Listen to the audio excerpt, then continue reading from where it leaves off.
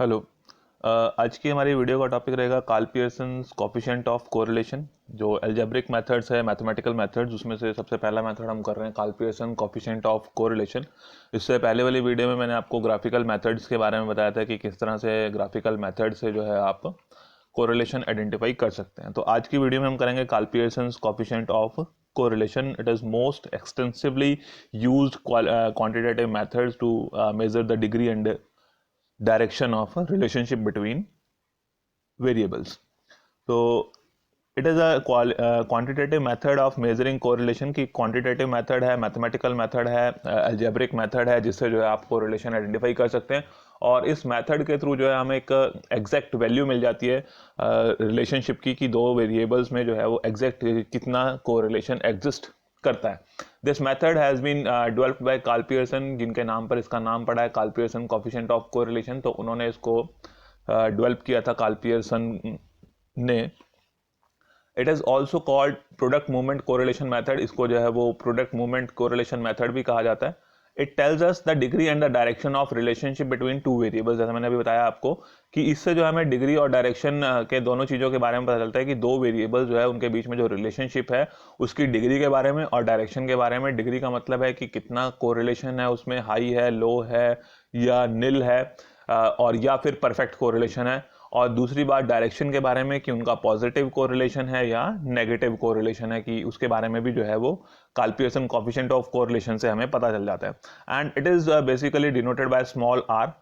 Normally जो है हम इसको स्मॉल आर से रिप्रेजेंट करते हैं, और या फिर जो है वो इसको आर एक्स वाई, यानी कि दो वेरिएबल्स एक्स और वाई, उसके जो है वो हमने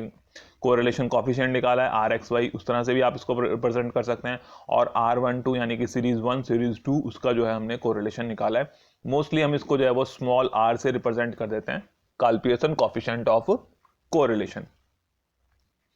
तो इसकी कुछ प्रॉपर्टीज के बारे में पढ़ लेते हैं Karl Pearson coefficient of correlation की। तो पहली क्या है, the value of coefficient of correlation always lies between +1 and -1। की जब भी आप कोरिलेशन कोफिशिएंट निकालेंगे कार्ल पियर्सन का, तो उसकी वैल्यू हमेशा जो है वो +1 और -1 के बीच में रहेगी। मैक्सिमम वैल्यू जो है वो +1 और जो है मिनिमम वैल्यू जो है उसकी -1। नेगेटिव में -1 और पॉजिटिव में जो है वो +1 जो है उसकी हो सकती है मैक्सिमम। तो इसकी जो वैल्यूज हैं उसका मतलब क्या है कि इफ जो है अगर वैल्यू +1 है, there is a perfect positive correlation, की अगर जो है वो r+1 आ जाता है आपके पास, तो दैट मीन्स कि दोनों सीरीज में, दोनों वेरिएबल्स में जो है वो परफेक्ट पॉजिटिव कोरिलेशन है।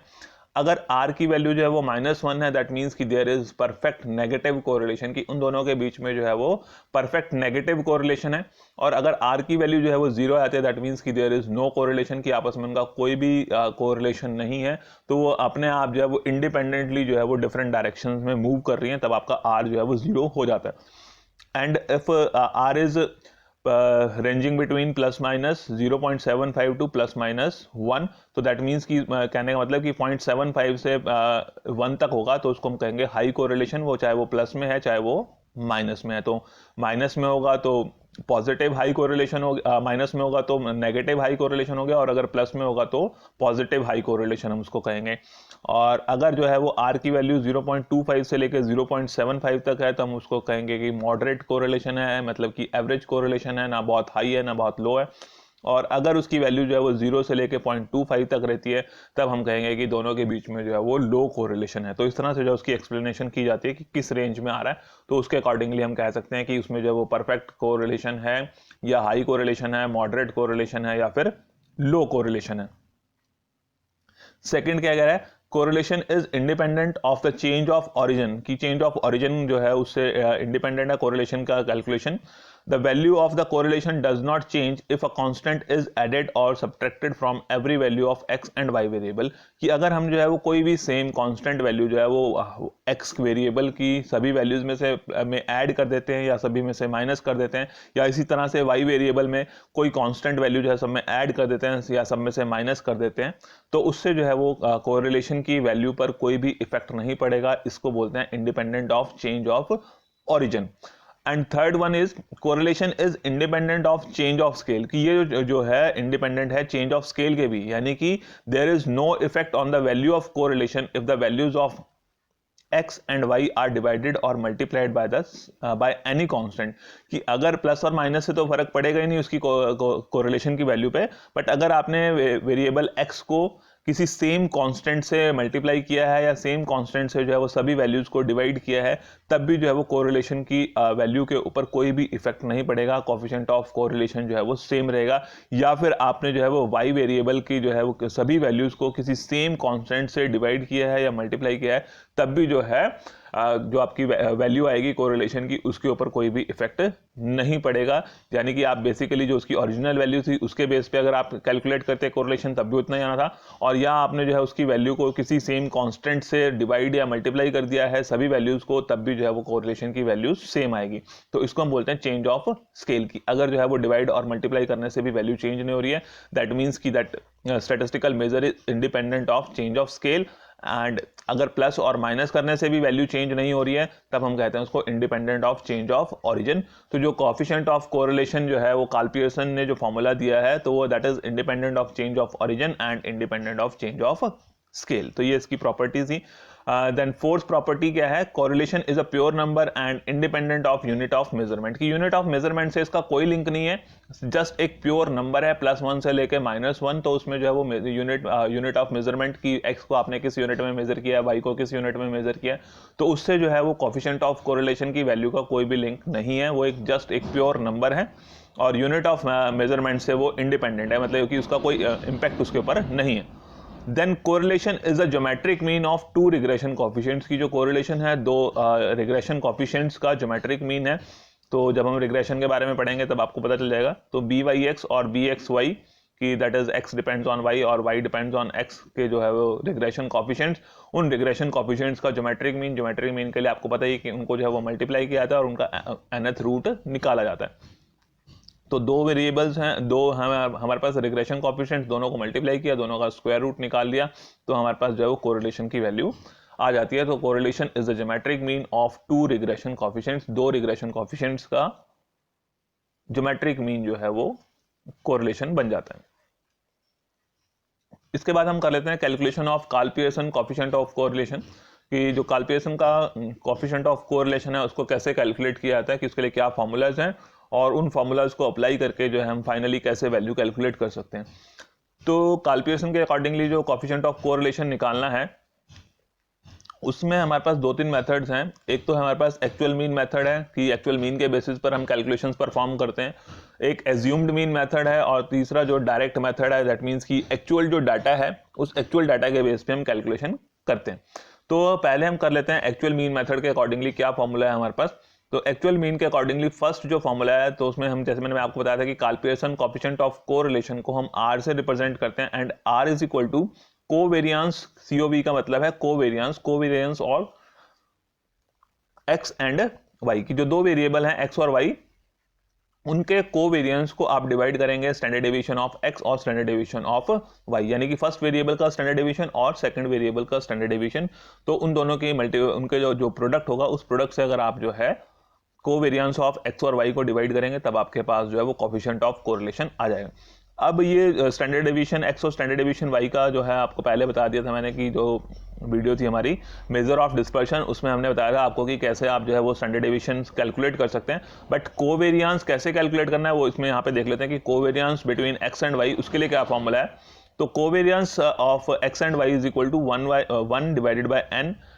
Into sigma x minus x bar multiplied by y minus y bar. जैसे मैंने बताया कि ये फॉर्मूला जो है वो एक्चुअल मीन के बेसिस पर है। तो इसमें क्या है कि डेविएशंस लिए गए हैं x के डेविएशंस x के एक्चुअल मीन से एंड y से जो डेविएशंस लिए गए हैं y के, वो y के एक्चुअल मीन से डेविएशंस लिए गए हैं। तो यानी कि एक्चुअल मीन से x के डेविएशंस और y के डेविएशंस उनको आपने लेना है, फिर उनको मल्टीप्लाई करना है x के डेविएशंस को y के डेविएशन से, फिर उसका टोटल, और उस टोटल का जब हम n से डिवाइड करेंगे तो कोवेरियंस ऑफ xy आ जाता है। तो उसको सिंबॉलिकली आप इस तरह से भी लिख सकते हैं sigma xy divided by n। जैसे आपको मैंने पहले बताया था स्टैंडर्ड डेविएशन वाली वीडियो में कि x जो स्मॉल x हम लिख रहे हैं तो उसको हम तब लिखते हैं जब हमने जो है वो डेविएशंस एक्चुअल मीन से लिए हैं। स्मॉल y का भी मतलब है कि हमने जो है वो deviation actual mean of y से लिए हैं, तो दैट मीन्स कि x का मतलब है x minus x bar and y means y minus y बार। तो ये इसको हम शॉर्ट में इस तरह से भी लिख सकते हैं sigma xy divided by n। तो वो कोवेरियंस हो गया और इसको इस वैल्यू को हम जो है वो standard deviation x standard deviation y से डिवाइड करेंगे तो हमारे पास आर यानी कि कोफिशिएंट ऑफ कोरिलेशन आ जाता है, ठीक है। तो एक तो फॉर्मूला ये हो गया एक्चुअल मीन के बेसिस पर। दूसरा जो फॉर्मूला है that is R is equal to sigma X Y divided by N multiplied by sigma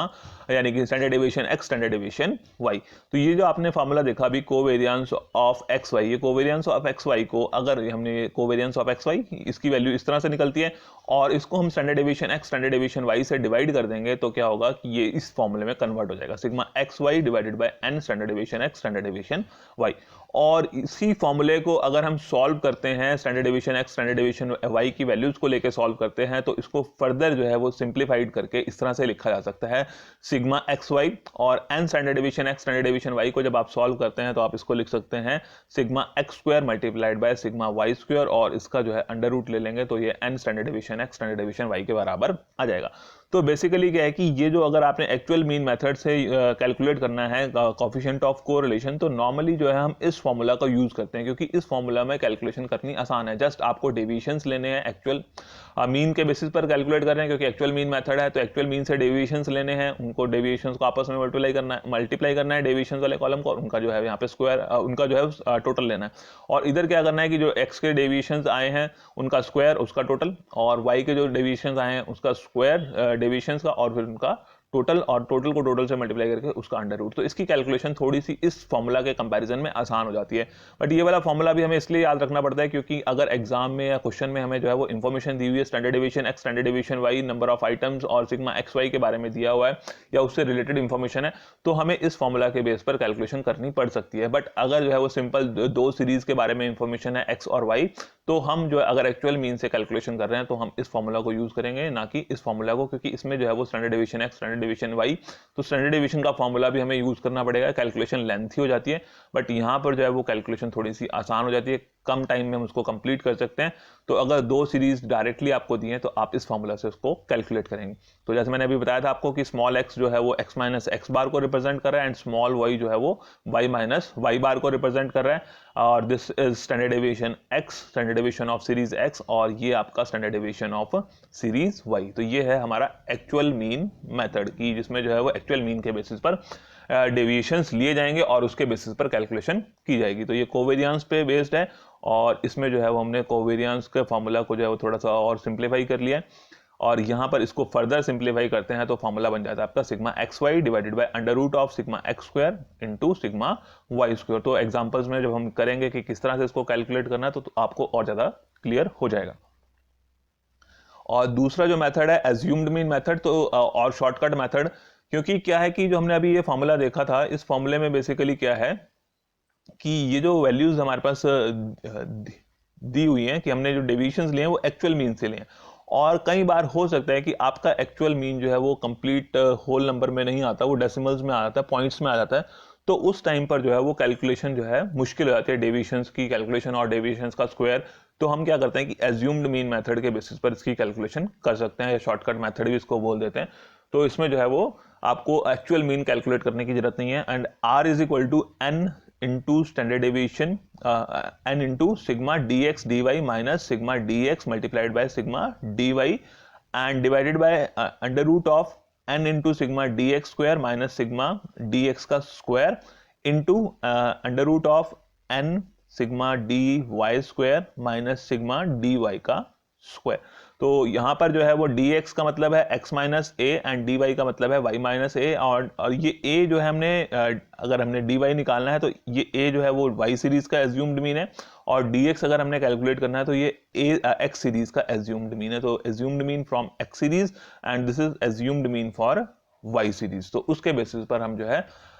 assumed mean से डेविएशंस लेके इस फॉर्मूला के बेसिस पर भी कोरिलेशन कैलकुलेट कर सकते हैं। देखने में आपको थोड़ा सा फॉर्मूला शायद से लेंथी लग रहा होगा बट जब एक दो बार प्रैक्टिस करते हैं तो फॉर्मूला भी याद हो जाता है, उसको कैलकुलेट कैसे करना है, उसमें वैल्यूज कैसे पुट करनी है, सभी जो है वो चीजें आ जाती हैं। तो n into sigma D X D Y minus sigma D X multiplied by sigma D Y divided by under root of n sigma D X square minus square of sigma D X multiplied by n sigma D Y square minus square of sigma D Y. ठीक है, और ये square जो है वो under root के अंदर ही रहेगा। And then method based upon actual values और उस एक्चुअल वैल्यूज़ के बेस पर अगर हम कैलकुलेट कर सकते हैं यहाँ पे विदाउट टेकिंग एनी डेविएशंस, कि हमने जो है वो डेविएशंस लेने ही नहीं है, ना एज्यूम्ड मीन से ना एक्चुअल मीन से। जो एक्चुअल हमारे पास वैल्यूज़ दी हुई हैं एक्स और वाई की, उन वैल्यूज़ के बेसिस पर भी जो है हम कोरिलेशन को कैलकुलेट कर सकते हैं कि बिना किसी डेविएशंस को लिए हम जो है वो कोरिलेशन कोएफिशिएंट ऑफ कोरिलेशन निकाल सकते हैं। और अगर हम एक्चुअल वैल्यूज के बेस पे निकालते हैं तो उसको हम प्रोडक्ट मूवमेंट कोरिलेशन मेथड भी बोल देते हैं, कि अगर हमने एक्चुअल डाटा के बेस पे कैलकुलेशन की है तो उस मेथड के बेस पर जो है इस मेथड को प्रोडक्ट मूवमेंट कोरिलेशन मेथड भी कह दिया जाता है। तो इसमें जो है आर क्या है, that is equal to N sigma X Y minus sigma X multiplied by sigma Y under root of n sigma x square minus square of sigma x into under root of n n sigma y square minus sigma y का square. तो इसमें और जो आपका actual value वाला method है और जो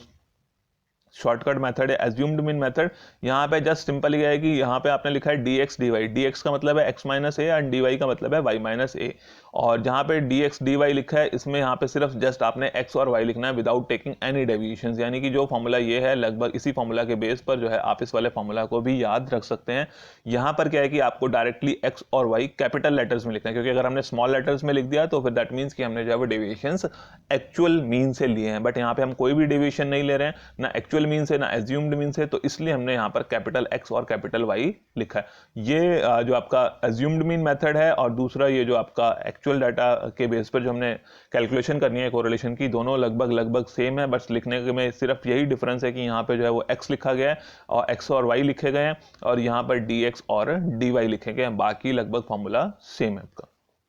बट इसमें क्या है कि x और y का मतलब कि हमने कोई डेविएशंस नहीं लेने हैं और यहाँ पर dx dy का मतलब कि हमने एज्यूम्ड मीन से डेविएशंस लेने हैं।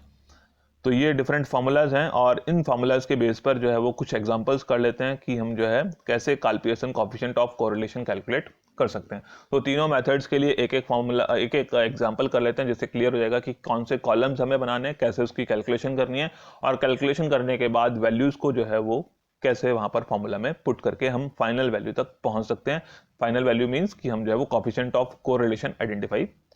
या कैलकुलेट कर सकते हैं।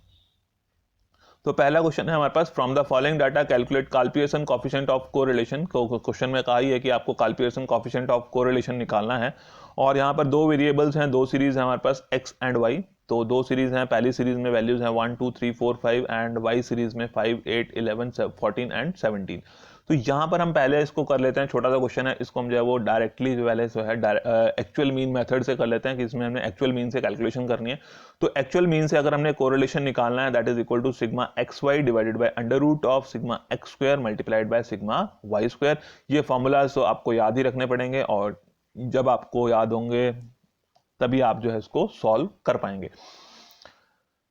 तो इसमें हमने ले लिया sigma X Y divided by under root of sigma X square multiplied by sigma Y square. अब यहाँ पे जैसे आपको पता ही है कि x का मतलब स्मॉल x यहाँ पे हमने लिखा है और स्मॉल x का मतलब होता है x माइनस एक्स बार और स्मॉल y का मतलब है y माइनस वाई बार। तो क्योंकि जैसे मैंने बताया था आपको कि जब भी आपने कैलकुलेशन करनी है, मतलब कोई भी न्यूमेरिकल आपने सॉल्व करना है स्टैटिस्टिक्स में, तो सबसे पहले आप देखें कि आपको कैलकुलेट क्या करना है और जो आपने कैलकुलेट करना है सबसे पहले आपको उसके अकॉर्डिंगली फॉर्मूला लिखना है। तो हमने सबसे पहले जो है यहाँ पे इसीलिए काल्पियर्सन कोएफिशिएंट ऑफ कोरिलेशन का फॉर्मूला लिख लिया कि हम जो है वो इस फॉर्मूला से कैलकुलेट करने वाले हैं। तो इस फॉर्मूले से कैलकुलेट करना है तो अब हमें पता चल जाएगा कि हमें जो है वो कौन कौन से कॉलम्स बनाने पड़ेंगे, क्या क्या चीजें कैलकुलेट करनी पड़ेंगी। तो इस फॉर्मूला को जो हमने देखा लिखने के बाद हमें पता है कि x का मतलब x माइनस एक्स बार है एंड y का मतलब जो है वो y माइनस बार है y बार है। तो दैट मीन्स कि हमें जो है वो कैलकुलेट करना पड़ेगा x बार और y बार। सबसे पहले क्या है कि इसमें हमें x बार और y बार कैलकुलेट करने पड़ेंगे ताकि हम डेविएशंस ले सकें और ये x और y की वैल्यूज हमारे पास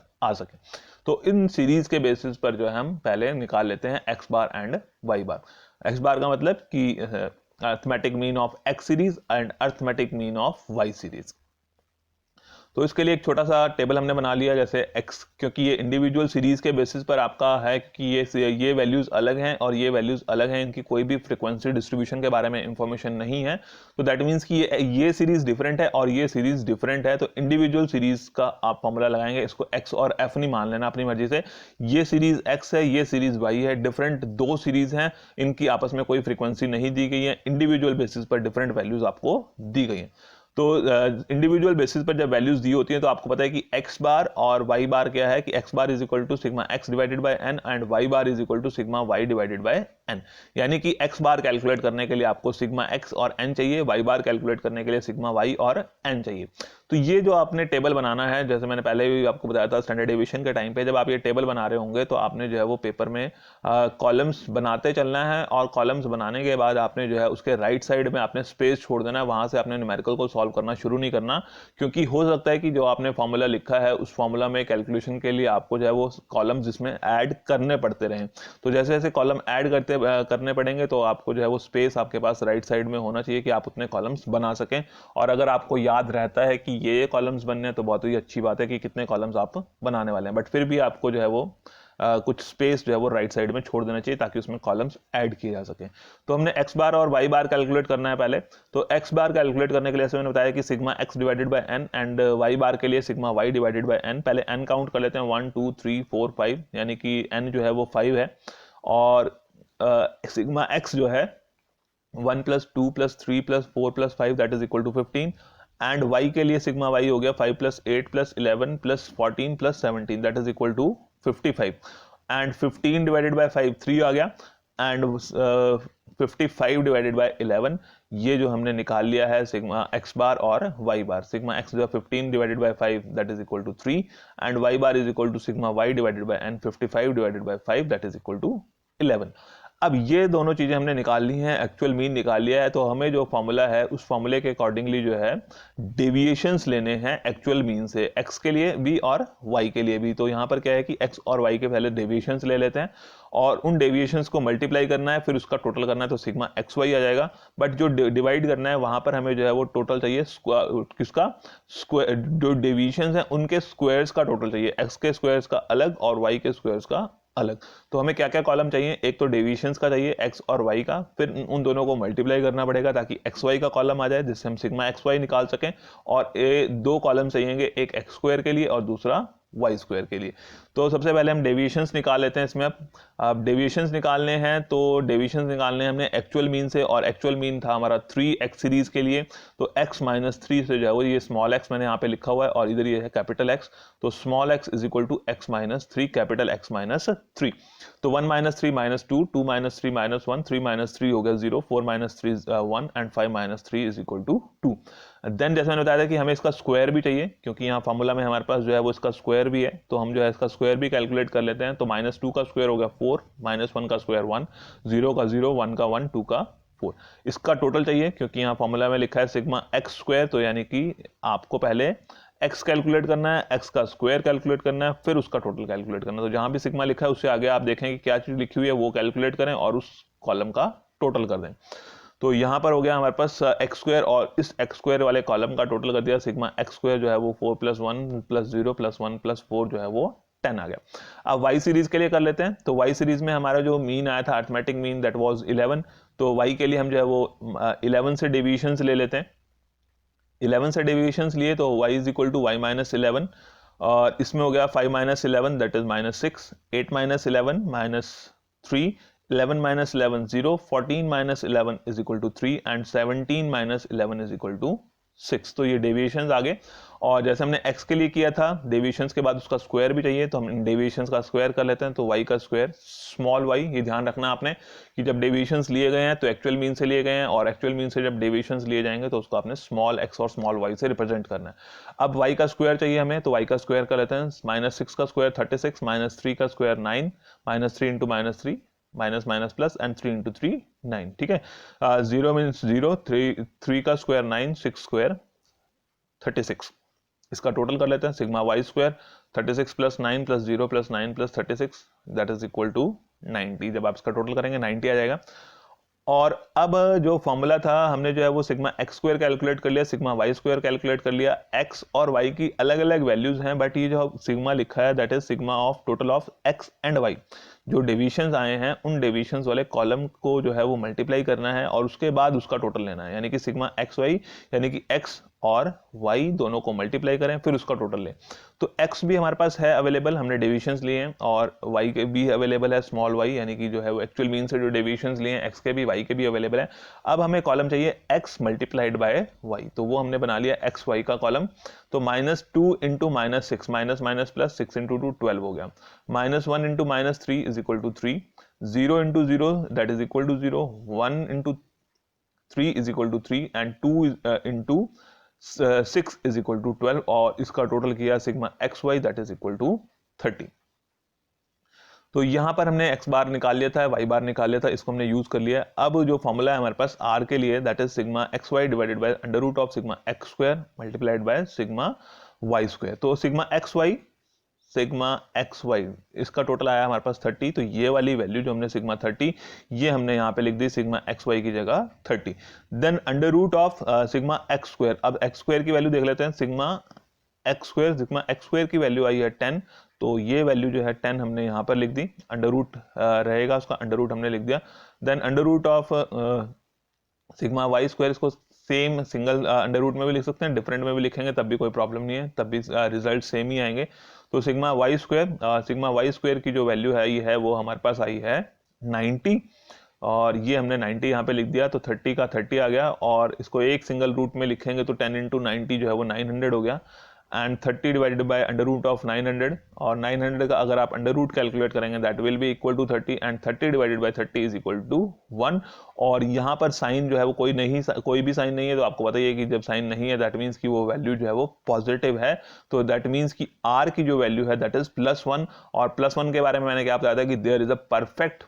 कोरिलेशन, और प्लस का मतलब है पॉजिटिव और 1 का मतलब है परफेक्ट, तो that means there is perfect positive correlation between x and y। तो इस तरह से जो है हम एक्चुअल मीन के बेसिस पर कैलकुलेशन कर सकते हैं। तो आपने जो फॉर्मूला यूज करना है एक्चुअल मीन के लिए, ये वाला फॉर्मूला यूज करना है। तो जो मैंने आपको बताया था standard deviation x standard deviation y के बेस पर जो फॉर्मूला था, उस फॉर्मूला को आपने तभी यूज करना है जब आपको standard deviation X standard deviation Y के बारे में वैल्यूज दी हुई हैं, तब आप उस फॉर्मूला को यूज करेंगे, अदरवाइज इस फॉर्मूला से आप डायरेक्ट वैल्यूज कैलकुलेट कर सकते हैं। तो आज की वीडियो में इतना ही है, बाकी के जो हमारे मेथड्स रहते हैं वो हम नेक्स्ट वीडियो में करेंगे, जिसमें अज्यूम्ड मीन मेथड और एक्चुअल डाटा के बेस पे हम Karl Pearson coefficient of correlation की कैलकुलेशन करेंगे। Okay, thank you.